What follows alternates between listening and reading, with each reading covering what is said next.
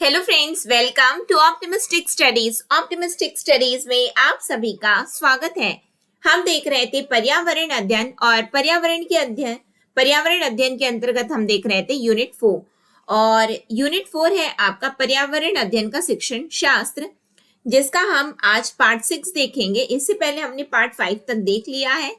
यदि आपने नहीं देखा है तो चैनल में प्लेलिस्ट बनी हुई है वर्ग 3 नाम से।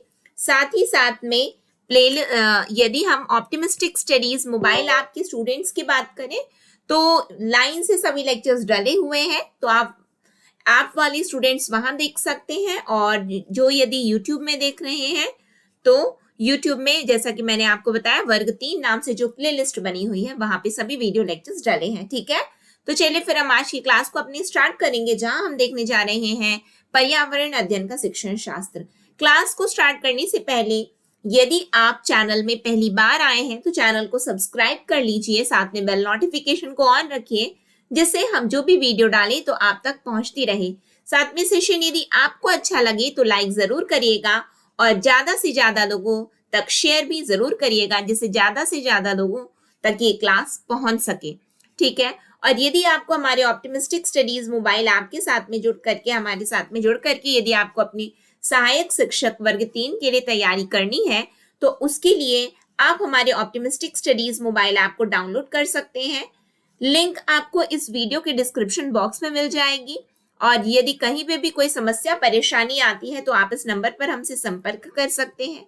नंबर नोट डाउन कर लीजिए, नंबर है 9584532690। इस नंबर पर आप हमसे संपर्क कर सकते हैं।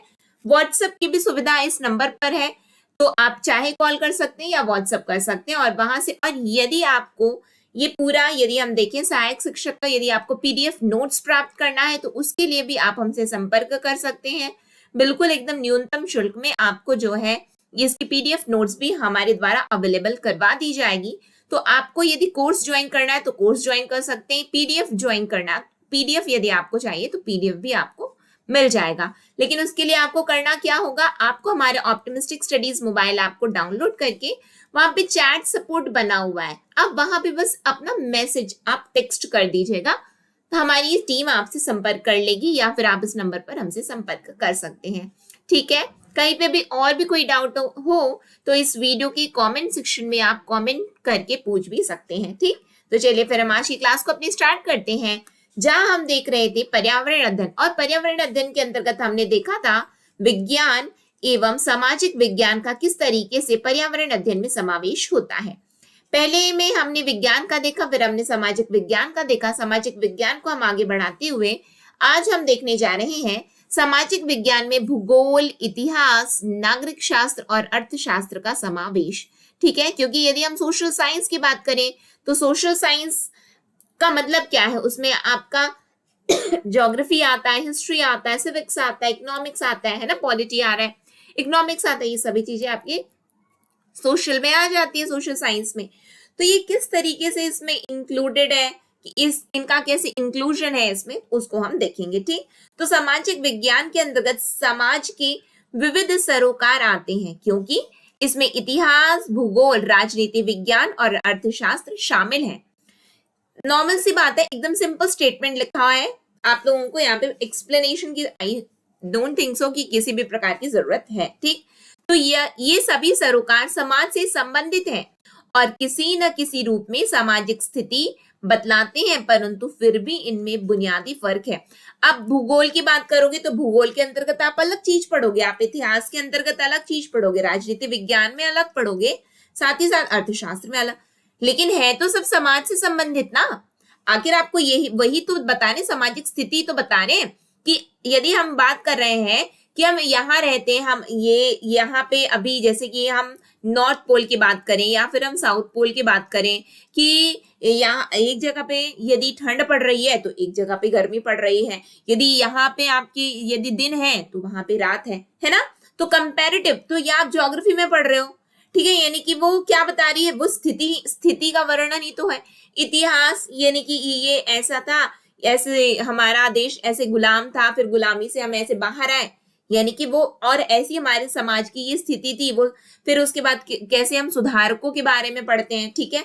बहुत सारे धार्मिक सुधार हुए, बहुत सारे अलग अलग प्रकार के रिफॉर्म्स हुए हैं हमारे देश में। राजनीति विज्ञान की यदि हम बात करेंगे, पॉलिटी की, पहले राजनीति कैसी थी, अब की राजनीति कैसी है, और 2050 में कैसी राजनीति होनी चाहिए।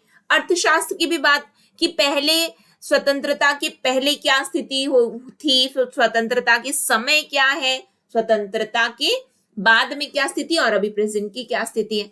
ये सभी चीजें आपको सामाजिक चित्र ही दिखा रहे हैं। समाज में ऐसी ऐसी स्थितियां थी, लेकिन है तो सब अलग ना, बस वही बताया गया कि इनमें बुनियादी फर्क पाए गए हैं। क्लियर है, ये सभी आप लोग जानते ही हैं, कोई बड़ी बात है नहीं। तो जो मैंने अभी जस्ट एक्सप्लेन किया, बस यहाँ पे वही चीज लिखा हुआ है। क्या लिखा है? यदि हम भूगोल की बात कर रहे हैं तो भूगोल क्या है? भूगोल में हमारे आसपास के भी तमाम घटनाएं हैं जिसमें हम इंसान एवं उसके परिवेश के संबंधों को अनुभव कर सके। इंसान और उसके परिवेश के संबंधों को अनुभव करते हैं। तो प्राथमिक स्तर पर भूगोल बच्चों को प्राकृतिक पर्यावरण की छानबीन, तलाश व अवलोकन करने का अवसर देता है कि देखो हम कैसे, किस हमारा आसपास का पर्यावरण कैसा है, आप देखो, खोजो, और बिल्कुल देख, बोलते हैं ना कि हाँ अभी तो गर्मी, मार्च है लेकिन फिर भी पानी गिर रहा है ना, और अभी थोड़ी सी गर्मी पड़ने लग गई थी लेकिन अभी ना थोड़ी सी ठंड ठंड सी है क्योंकि पानी गिर गया है। तो बस ये क्या हम, मतलब ये अनुभव में ये हमारे आ रहा है, हम देख रहे हैं। तो इसके द्वारा बच्चों को अलग अलग प्रदेशों में रहने वाले लोगों के जीवन के प्रति समझ विकसित करने का मौका मिलता है। ठीक है, कि कहाँ पे क्या कैसे कहाँ हो रहा है। यदि कहीं पे भी बारिश होती है तो हाँ, जैसे कि हम देखें कि किस किन कारणों से वो बारिश हो रही है, कहीं कोई चक्रवात तो नहीं आया है, हाँ, कहीं क्या कारण है, वो पानी अभी क्यों गिर रहा है। तो ये सभी बातें आ जाती हैं कि बाकी राज्यों की भी हम तुलना कर सकते हैं कि बाकी प्रदेशों में क्या चल रहा है और वहां पे कैसे कैसे जीवन है, तो उसके बारे में भी समझ हमारी विकसित होगी भूगोल पढ़ने पे।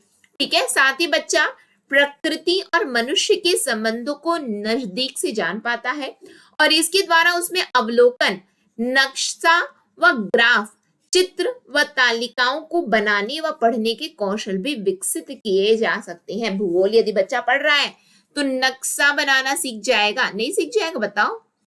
नक्शा बनाना नहीं सीखेगा क्या? बिल्कुल सीख जाएगा। ठीक है, हाँ, ये तो हमारा ये मतलब कि एटलीस्ट उसमें इतनी अंडरस्टैंडिंग तो हो ही जाएगी कि वो बना ले।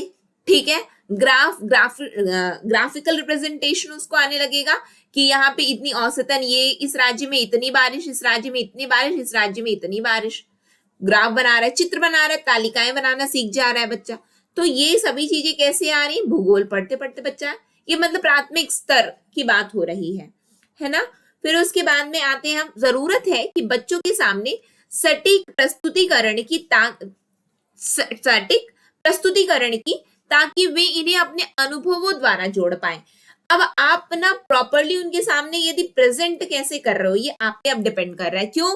क्योंकि बच्चा अनुभव तो हर चीज कर रहा है, देख तो रहा है, अब बस उसको रिलेट करना है। हाँ, बिल्कुल ऐसे ही होता है। जब मैं यहाँ रहता हूँ ना अपने घर में, तो ऐसा, जब मैं अपनी नानी के घर जाता हूँ देखता हूँ वहां ज्यादा पानी गिरता है, मतलब समझ लो, बच्चा रिलेट करके पढ़ रहा है तो उसको वो चीज उसके अनुभव में आ रही है। आपने ऐसा प्रेजेंट किया कि देखो इस राज्य में ऐसा, इस राज्य में ऐसा, इस राज्य में ऐसा, समझ में आया? तो इस प्रकार भूगोल का उद्देश्य बच्चों को मूलभूत भौगोलिक अनुभव प्रदान करना तथा उनमें ऐसे हुनर विकसित करना जिनसे वे आगे जाकर जटिल भौगोलिक अवधारणाओं को तथा मनुष्य के पर्यावरण के साथ संबंधों को समझ पाए और नक्शे और उसकी भाषा से परिचित हो। तो भूगोल इसीलिए मतलब इंट्रोड्यूस आपने किया किसके अंतर्गत? पर्यावरण के अंतर्गत आपने भौगोलिक स्थिति बच्चों को बता दी कि यहाँ पे ऐसा पर्यावरण, यहाँ पे ऐसा पर्यावरण। क्लियर है आप लोगों को? ठीक, आगे बढ़े। प्राथमिक स्तर पर दिशाएं, मौसम, ऋतुएं, कीट पक्षी और पशु, चट्टाने, मिट्टी, पानी, चांद, सूरज, तारे, नक्शा आदि प्रमुख अवधारणाएं हैं जो बच्चों के साथ नजदीकी से जुड़ी हैं और वे इन्हें समझने की क्षमता रखते हैं। बिल्कुल रखते हैं, प्राथमिक स्तर पे बच्चों की इतनी समझ है हर चीज की, है ना। बस आपको क्या बताया गया? क्वेश्चन कहां से बनेगा? जरूरत क्या है कि बच्चे के सामने सटीक प्रस्तुतिकरण, आप कैसे प्रेजेंट कर रहे हो, बच्चा तो सब कुछ जान रहा है क्योंकि वो देख रहा है, उसको बस अपने अनुभवों से वो जोड़ पाए वो चीज को, आपको ऐसा प्रेजेंट करना है, यहाँ से क्वेश्चन बन सकता है। ठीक है, नेक्स्ट आ जाता है भूगोल, हमने देख लिया। अब इतिहास, हिस्ट्री के बारे में जान लेते हैं। तो हिस्ट्री क्या है? सामाजिक विज्ञान का एक महत्वपूर्ण भाग है और इसका उद्देश्य क्या है? इसका उद्देश्य इतिहास की जानकारी मात्र देना नहीं है। हम सोचते हैं इतिहास में क्या हुआ, नहीं तो फिर क्या है? इसका उद्देश्य है कि बच्चों को ऐतिहासिक दृष्टिकोण के महत्वपूर्ण पहलुओं से परिचित करवाना, ताकि वे सामाजिक प्रक्रिया में निरंतरता और बदलाव के कार्य कारण, ये हुआ, इसका कारण ये था, कार्य कारण संबंध को और इसमें समय की भूमिका को समझ सकें, इसमें समय की भूमिका को समझ सकें कि जब हम गुलामी की जंजीरों में थे तो क्या स्थिति थी, आज यदि आजाद हो तो क्या स्थिति, क्या होना चाहिए, हमारा भारत कैसा होना चाहिए, ये हम कैसे अपने भारत को रिप्रेजेंट कर रहे हैं, ये सभी चीजें। यानी कि इसमें आप केवल फैक्ट फैक्ट फैक्ट रट रहे हो, हाँ ये इस समय ये हुआ, पानीपत का युद्ध ये हुआ, ये पहला था, द्वितीय था, तृतीय था, फिर battle of Buxar, battle of Plassey, आप केवल उतना केवल फैक्ट फैक्ट फैक्ट रट रहे हो, नहीं, आपको एक ऐतिहासिक दृष्टिकोण होना चाहिए,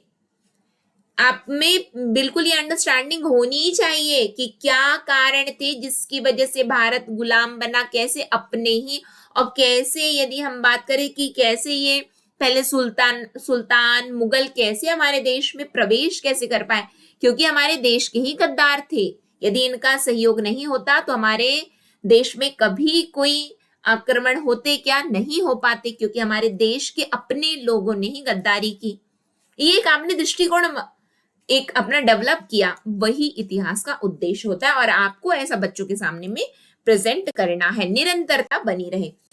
तो इतिहास उन्हें समाज की अलग अलग प्रक्रिया के परस्पर संबंध एवं उनके कारण खोजने का अवसर देता है। यह हमारे जीवन पर बीते समय की प्रक्रियाओं के असर को पहचानने में हमारी मदद करता है।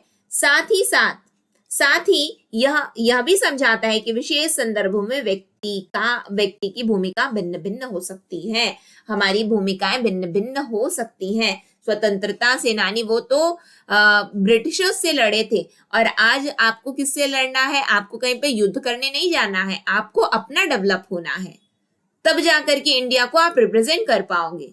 समझ में आ रहा है? ये नहीं वो तो मतलब कि बिल्कुल ऐसा है कि अब अंग्रेजों से मुक्ति चाहिए, वो तो अपना काम कर लिए, लेकिन उन्होंने जो हमें आजादी दिलाई है उनके उस बलिदान को व्यर्थ नहीं जाने देना, ये हमको समझना है। तो यही चीज लिखा है ना, इतिहास क्या है? रिलेट करना सिखाता है ना। इतिहास को केवल रट लो नहीं, इतिहास को हमेशा कहानी के रूप में इसीलिए पढ़ाया जाता है कि एक आप में ऐतिहासिक दृष्टिकोण पैदा हो। ठीक है, फिर उसके बाद में आता है हमारा नागरिक शास्त्र। तो नागरिक शास्त्र का जुड़ाव नागरिक के महत्व के साथ जुड़ा है, जिसमें जनतांत्रिक ढांचे में हर नागरिक के शासन और प्रशासन से संबंध को समझना बहुत जरूरी है, क्योंकि वर्तमान में व्यक्ति के जीवन में शासन की भूमिका बहुत महत्वपूर्ण हो गई है।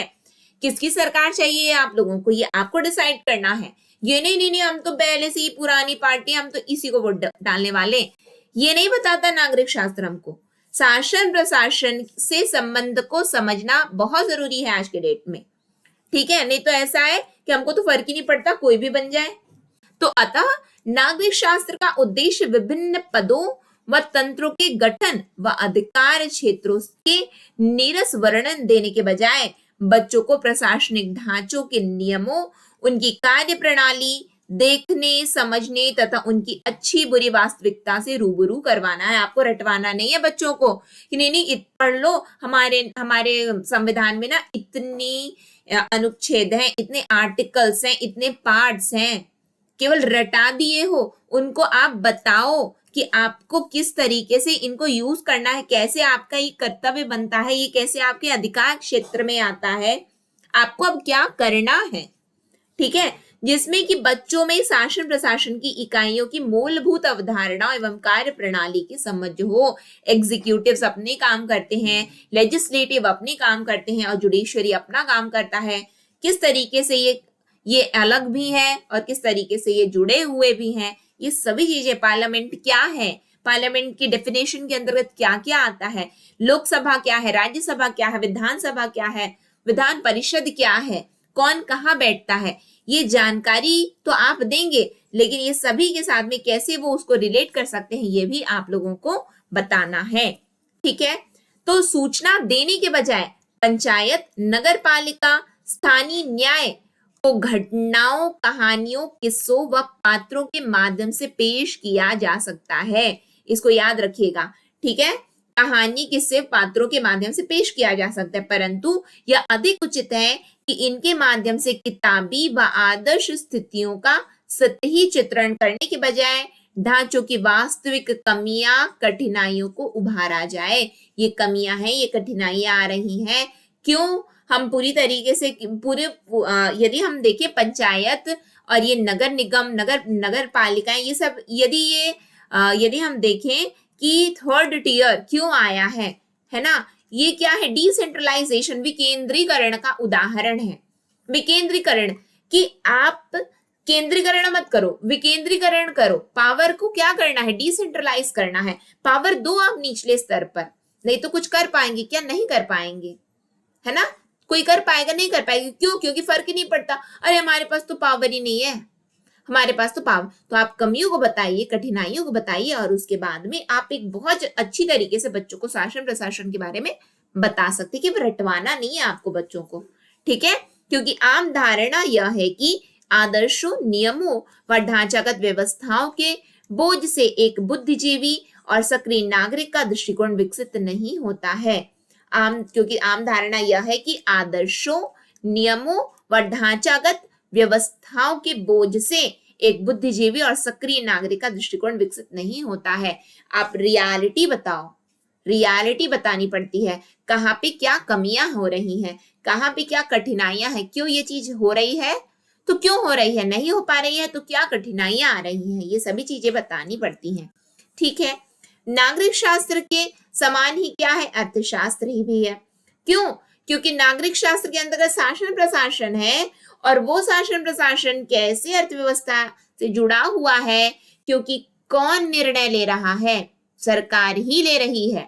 तो वो नागरिक शास्त्र की तरह अर्थशास्त्र भी है, और क्योंकि इसके अंतर्गत आपको अर्थव्यवस्था के ढांचों की कुछ मूलभूत अवधारणाओं की समझ विकसित होती है। किसके अंतर्गत? अर्थशास्त्र के अंतर्गत। तो अर्थशास्त्र के अंतर्गत आमतौर पर सरकारी विकास नीतियों का ब्यौरा और उसकी समस्याओं का मोटा मोटा खाका प्रस्तुत किया जाता है। बजट, अरे बजट आया है ना।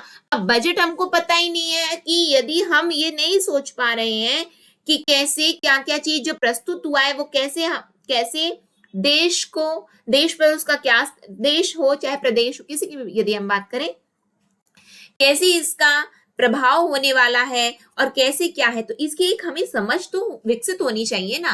नहीं तो अपने को तो फर्क नहीं पड़ रहा है। अरे बजट आया, इकोनॉमिक सर्वे आया, हमें फर्क ही नहीं पड़ा। तो ये अर्थशास्त्र, इसका मतलब हमें अर्थशास्त्र की समझ नहीं, अर्थव्यवस्था के बारे में हम जानना ही नहीं चाहते। तो क्या बताया गया? सरकारी विकास नीतियों का ब्यौरा और उसकी समस्याओं का मोटा मोटा खाका प्रस्तुत किया जाता है, जबकि जरूरत क्या है? हम शासन की आर्थिक नीतियों की पृष्ठभूमि, उनके प्रभाव और विकल्पों को समझे। प्रभाव क्या पड़ेगा? ये नहीं कि केवल अरे टीवी में फ्लैश हो रहा था, हाँ देखो ये इनकम टैक्स, ये स्लैब बढ़ गया, अब ज्यादा पैसा देना पड़ेगा कि कम पैसा देना पड़ेगा, इसका ये हुआ, इसका वो हुआ। नहीं, केवल ये जानना बस आपके लिए काफी नहीं है। प्रभाव क्या होने वाला है इसका, नीतियों, कोई भी यदि इंडिया का स्टैंड है किसी चीज को लेकर के, या फिर हम बात करें यदि हमारे स्टेट का स्टैंड है किसी चीज को लेकर के, स्टेट यदि कोई काम करे, हम पर क्या असर पड़ने वाला? इन्फ्लेशन है, यानी कि महंगाई बढ़ रही है, किन कारणों से बढ़ रही है ये भी हम देख रहे हैं। पेट्रोल डीजल के दाम, फिर उसके बाद में हम देख रहे हैं कि अरे ये इतना महंगा, ये हो गया, ये हो गया, ऐसा हो गया। नहीं, आपको कोई भी नीतियां लाई गई है हमारे देश में तो उनका प्रभाव क्या है ये आपको अर्थशास्त्र के अंतर्गत पता चलता है। ठीक, तो जैसे हम कक्षा में बच्चों से उनके स्थानीय बाजार के बारे में बात कर सकते हैं, तो उनसे बाजार का रोल प्ले करने को कह सकते हैं, जिसमें कुछ बच्चे दुकानदार और कुछ खरीदार की भूमिका अदा करेंगे। अब आपको पढ़ाना है अर्थशास्त्र। अर्थशास्त्र कैसे पढ़ाओगे? अर्थशास्त्र को पढ़ाने के लिए आप एक प्ले, रोल प्ले, यानी कि कोई दुकानदार बन रहा है, कोई खरीदार बन रहा है कि मेरे को ना, तो फिर उसमें से क्या आ जाएगा बच्चों में कि ऐसे ये बेचना है, ऐसे ही खरीदना है, ये प्रॉफिट हुआ, लॉस हुआ। एक अकाउंटेंसी भी आ गई बच्चों में कि इसको ऐसे मैनेज करना है, ये ऐसे करना है, वैसे करना है। ये सभी चीजें बच्चा सीख रहा है। क्यों? क्योंकि तो अर्थशास्त्र को कैसे पढ़ाओगे?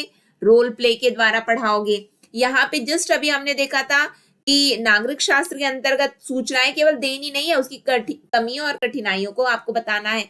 हिस्ट्री को कैसे पढ़ाया जाता है, इतिहास को कैसे पढ़ाया जाता है, कि उसके अंतर्गत आपको एक कहानी के रूप में पढ़ाना है ना। इसका उद्देश्य जानकारी मात्र देना नहीं होता है इतिहास का। तो बस तो पढ़ाने का तरीका, आपको यहाँ से क्वेश्चन कैसे बनते हैं, ये तो नॉर्मल चीजें हैं, ये तो जानकारियां बस है। यदि आपको एग्जाम निकालना है तो आपको ये देखना है कि इसमें से क्वेश्चन कैसे बनता है, कि आपको पढ़ाना कैसे बच्चों को। ये चीजें जानकारी फैक्ट बच्चों को देना नहीं होता है। तो इस प्रकार वे क्रय विक्रय विनिमय आदि प्रक्रियाओं को नजदीकी से देख पाएंगे, रोल प्ले करेंगे तो समझ पाएंगे। और किस प्रकार बाजार विकसित होता है, और किस प्रकार बाजार विकसित होता है गतिविधि के रूप में बच्चे बैंक, पोस्ट ऑफिस आदि का भ्रमण करवाते हुए वहां की प्रक्रियाओं समझाई जा सकती हैं, जिससे अर्थशास्त्र में उनकी रुचि पैदा हो सकती है। आप ले जाओ, घुमाओ, बच्चा जानेगा, समझेगा कि हाँ ये ऐसा होता है। यहाँ पे डिपॉजिट, बैंक लेकर के गए हो तो डिपॉजिट है, यहाँ से अब रिसीव करना है, ये सभी चीजें बच्चा जानेगा। थोड़ी समझ होनी चाहिए ही, प्राथमिक स्तर पर है क्योंकि अभी बच्चा है ना। वास्तव में अर्थशास्त्र में बाजार, मुद्रा, उत्पादन, मांग, उद्योग और मूल्य जैसी अमूर्त अवधारणाओं को ठोस व रोचक उदाहरणों के द्वारा व्यक्त करने की जरूरत है, जिससे बच्चा खुद को विषय से जोड़ पाए। ये याद रखिएगा, क्या करने की जरूरत है? ये अमूर्त अवधारणाएं हैं तो आपको क्या करना है? उदाहरणों के माध्यम से आपको व्यक्त करना है कि देखो ये ऐसा होता है। अब दिखा रहे हो आप, रोल प्ले करके बता रहे हो आप, ठीक है। तो ये किस तरीके से इसका समावेश था ये हमने देख लिया। अब आपका इसके अंतर्गत ना छोटा टॉपिक है, यानी कि चित्र, नक्शा, उसके माध्यम से कैसे पढ़ाया जाए, ठीक है। तो ये जो पर्टिकुलरली ये टॉपिक है ना, जैसे कि चित्र के माध्यम से कैसे पढ़ाना है, नक्शा के माध्यम से कैसे पढ़ाना है, कैसी तालिकाएं बनवानी है, तो ये हम ना एमसीक्यू के थ्रू कवर कर लेंगे, ठीक है। तो एमसीक्यू अब कल के सेशन में एमसीक्यू होगा, तो कल बने रहिएगा। और कमेंट सेक्शन में कमेंट करके भी बताइएगा कि एमसीक्यू को लाइव किया जाए तो मैं लाइव कर दूंगी, और यदि लाइव नहीं तो फिर आपकी जैसे कमेंट्स रहेंगे तो उस हिसाब से फिर करेंगे। नहीं तो सभी बच्चे, चाहे हमारे आपके बच्चे हों और चाहे यूट्यूब के बच्चे हो, तो फिर यदि लाइव रहेगा तो लाइव सेशन में आपको एमसीक्यू करवा दिया जाएगा, ठीक है। आप लोग बताइएगा कमेंट सेक्शन में या फिर चैट सेक्शन में। आप लोग ऐप वाले बच्चे चैट सेक्शन में बता सकते हैं, यूट्यूब के बच्चे कमेंट सेक्शन में बता सकते हैं। बताइएगा कि लाइव करना है कि नहीं। और फिर अदरवाइज यदि फिर हम देखें तो ये चैप्टर लगभग हमारा कंप्लीट हो चुका है, पर्यावरण का शिक्षण शास्त्र, ठीक है। सेशन यदि अच्छा लगा हो तो जरूर से ज्यादा आप सभी से निवेदन है, ज्यादा से ज्यादा लोगों तक शेयर जरूर करिए, ठीक है। और लाइक भी कर दीजिएगा यदि आपको अच्छा लगा हो तो। सब्सक्राइब, यदि अब तक आपने सब्सक्राइब नहीं किया है तो चैनल को सब्सक्राइब भी कर लीजिए। साथ में बेल नोटिफिकेशन को ऑन रखिएगा, जिससे हम जो भी वीडियो डालें तो आप तक पहुंचती रहे। नेक्स्ट सेशन में मिलेंगे, लेकिन नेक्स्ट सेशन में जाने से पहले यदि आपको इस कोर्स का पीडीएफ प्राप्त करना है या फिर कोर्स में अपनी एनरोलमेंट करवानी है तो आप हमें इस नंबर पर संपर्क कर सकते हैं 9584532690। और हमारे द्वारा कोशिश ये किया जाएगा कि आप लोगों को बेस्ट सर्विस देने की हमारी पूरी कोशिश रहेगी, ठीक है। इसी के साथ में हम आज की क्लास को एंड करेंगे। नेक्स्ट सेशन में फिर मिलेंगे। नेक्स्ट सेशन तक के लिए optimistic learning. Thank you for the session. जय हिंद, जय भारत।